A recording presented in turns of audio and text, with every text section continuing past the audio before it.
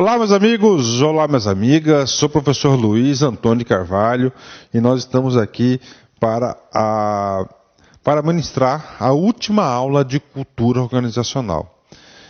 Como vocês sabem, nós fizemos um planejamento e nesse planejamento nós elencamos aquelas disciplinas, chamadas disciplinas de baixa complexidade, na qual o aluno tem todas as condições de gabaritar, que são as disciplinas de atualidade do mercado financeiro, cultura organizacional, atendimento, marketing e conhecimentos bancários. Essas 5 disciplinas, elas respondem aí por 62,5% do total da prova.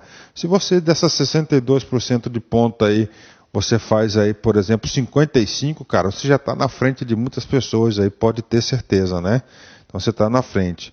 E no módulo de cultura, nós fizemos um planejamento com 6 aulas, 5 aulas, conceito, preceitos, características, vantagens e agora cultura empresarial. 5 aulas, Esta é a nossa última aula chamada cultura empresarial. Mas eu quero dizer para vocês o seguinte, que esta aula, ela já foi, atendida, ela já foi aí explicada no decorrer das outras aulas. Você pode ter certeza disso. Ou seja, estou fazendo essa aula somente para cumprir tabela. O professor procurou na internet questões referentes à cultura empresarial de concursos. Não encontrei nenhuma questão aí que pudesse aproveitar para a gente engrandecer, enriquecer essa aula. Então é o seguinte, atenção, a cultura empresarial, ela vai seguir todos os conceitos anteriores. Então você tem que assistir às aulas anteriores. Esse módulo está fantástico, cara. Esse módulo nosso aí de cultura organizacional. Falando em cultura, terminar essa aula, eu vou gravar a apresentação da ética para vocês. Depois da ética, eu vou gravar o Código de Ética do Banco do Brasil, certo? E pronto. Isso é a gravação de hoje. Até o final da semana, até a próxima semana, aí com certeza a gente vai gravar outros assuntos para vocês. Bacana? Então vamos lá, galera. Vamos lá, cultura empresarial. Primeira coisa que você tem que colocar na cabeça, lembra que esses assuntos aqui são assuntos subjetivos, que você tem que, para você fazer uma boa prova, você tem que ter uma boa noção, você tem que ter um juízo de valor. Então coloque na cabeça de vocês, qual a diferença entre cultura organizacional do setor público para a cultura empresarial? E aí? Qual é a diferença, cara? Hein? Será que tem diferença? Será que não? Gente, os conceitos são a mesma coisa, A mesma coisa. Então, todos aqueles assuntos que nós trabalhamos em aulas anteriores. Professor, quais assuntos? Os 3 níveis, não é isso?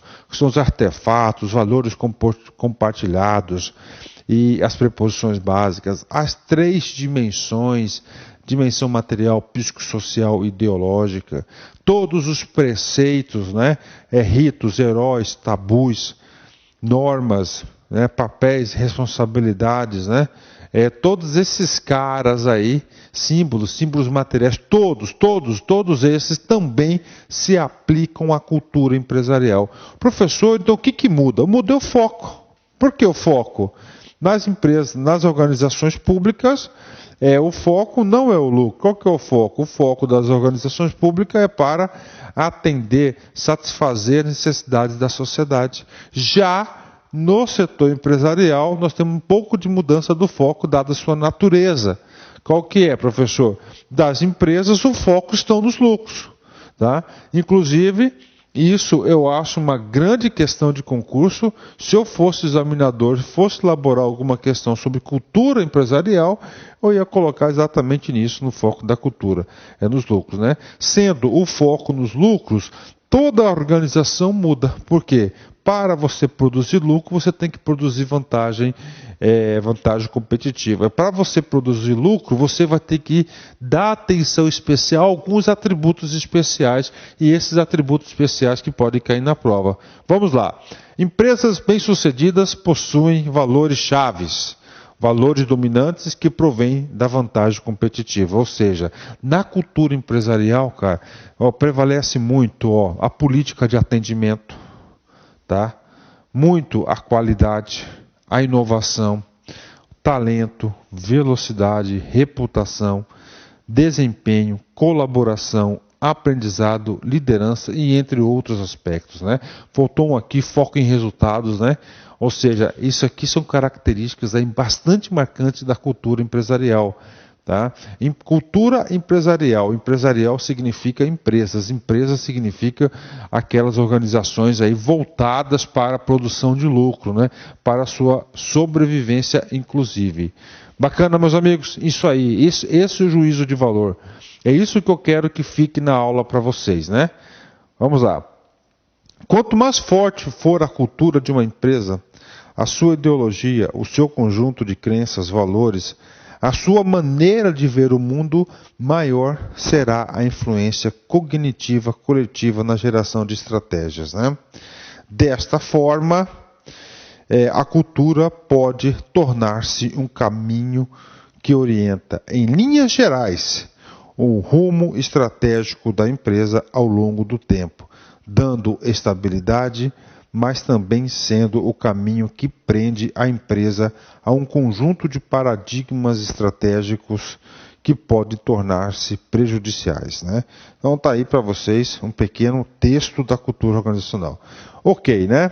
E agora, professor, vou passar algumas premissas da cultura para vocês, lembrando que essas premissas aqui não são somente exclusivas para a cultura empresarial, mas também para qualquer tipo de cultura organizacional. Premissa número 1, rapidão, né, para finalizar essa aula aqui e dar um fechamento na cultura. Esse módulo foi fantástico, né? Primeiro, a formação de estratégia é um processo de interação social, baseado nas crenças e nas interpretações comuns aos membros de uma organização. Olha aí, projeto de cultura, né? Nós sabemos lá na metáfora do iceberg organizacional que nós temos o topo, onde a parte visível, nesse topo da parte visível, nós temos a identidade organizacional. A identidade organizacional é composta por quem? Pela missão, tá certo? Pela missão, visão e valores. E veio reforçar para vocês que esse processo, a construção disso é uma interação social dos membros da organização. 2. O indivíduo adquire essas crenças através de um processo de aculturação ou socialização, o qual é em grande parte tácito e não verbal, embora seja às vezes reforçado por uma doutrinação mais formal. Aproveitando, nós, em momento nenhum em aulas anteriores, nós falamos desse termo, aculturação ou socialização. O aluno tem que saber para a prova.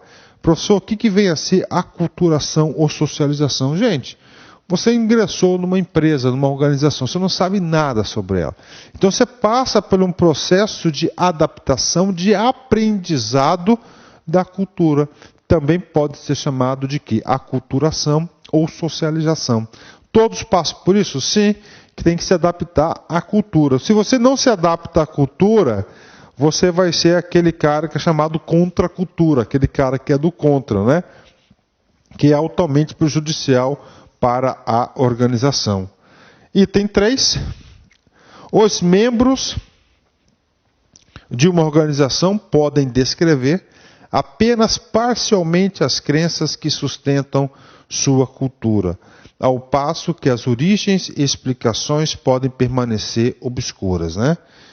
Vamos lá, item 4, só falta mais um. A estratégia assume a forma de uma perspectiva enraizada em intenções coletivas, não necessariamente explicadas, e refletida nos padrões pelos quais os recursos ou capacidades da organização são protegidos e usados para a sua vantagem competitiva. Portanto, a estratégia é melhor descrita como deliberada, mesmo que não seja plenamente consciente. E, finalmente, a cultura é, em especial, a ideologia em coragem mais a ideologia encorajam mais a perpetuação da estratégia existente e menos a mudança, né?